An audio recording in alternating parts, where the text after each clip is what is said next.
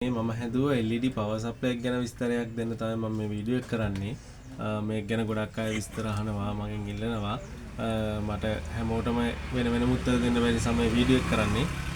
මේකේ මුලින්ම කියනවා මගේ ෆෝන් නම්බර් එක මේකේ සම්බන්ධ කරලා තියෙනවා. මේකේ සටහන් කරලා තියෙනවා මගේ ෆෝන් නම්බර් එක. ඕන කෙනෙක්ට වැඩි විස්තර දැනගන්න හරි නැත්නම් මගෙන් මේක ඕඩර් කරගන්න හරි ඕන නම් මේ නම්බර් එකට කතා කරන්න පුළුවන්. මේක මම හැදුවේ ලිතියම් බැටරියක් ඇතුළට දාලා 12 වෝල්ට් අවුට්පුට් එකක් එන්න. මොකද පොඩි ළමයිගේ බයිසිකල් වල ලයිට් පත්තු කරන්න අරමුණින්ම තමයි. මේකෙන් ලොකු ෆ්ලෑෂර් වගේ දේවල් පත්තු කරන්න බෑ.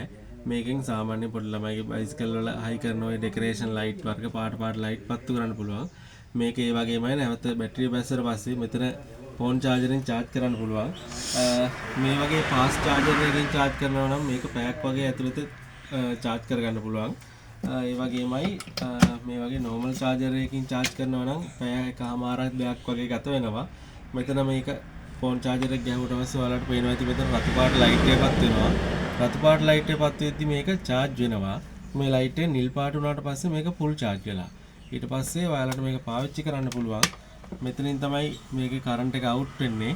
මේක කිසිම හානියක් වෙන්නේ නැහැ. ළමයිට මොකද current එක වදින්නේ මොකුත් වෙන්නේ නැහැ. DC battery current එක තියෙන්නේ. මේකට මේ වගේ ජැක් එකක් ගත්තට පස්සේ මෙහෙම සම්බන්ධ කරගන්න පුළුවන්. සම්බන්ධ කරගෙන මේ ස්විච් එක තමයි on off ස්විච් එක තියෙන්නේ.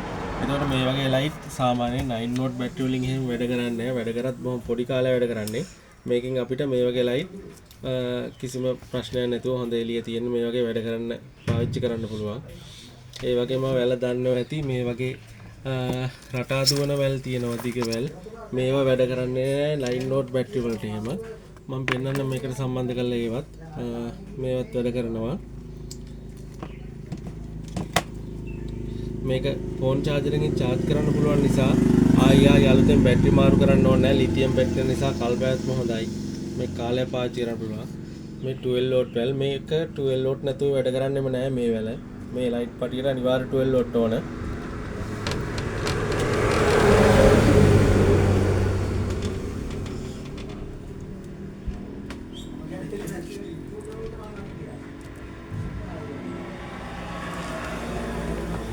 මේකත් VIP ලයිට් එකක් ගොඩක් ඇම්පියර් එකක් ගන්න ලයිට් එකක් මේක.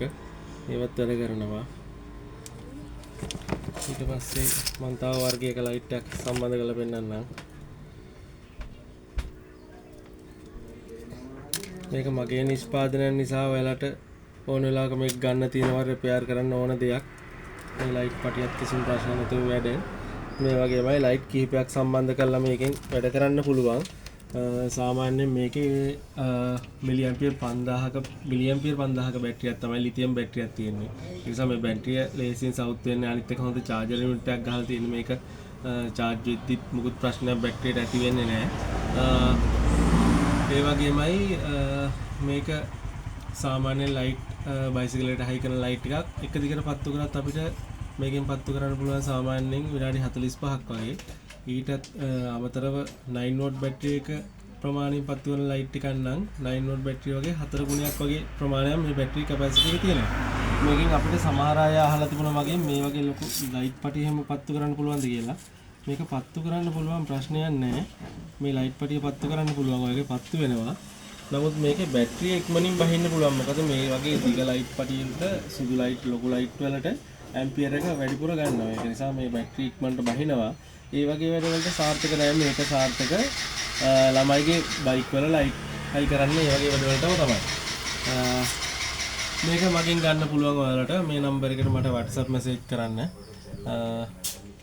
එච්චර තමයි මට කියන්න තියෙන විස්තර ටික. thank you එහෙනම් ඔයාලට.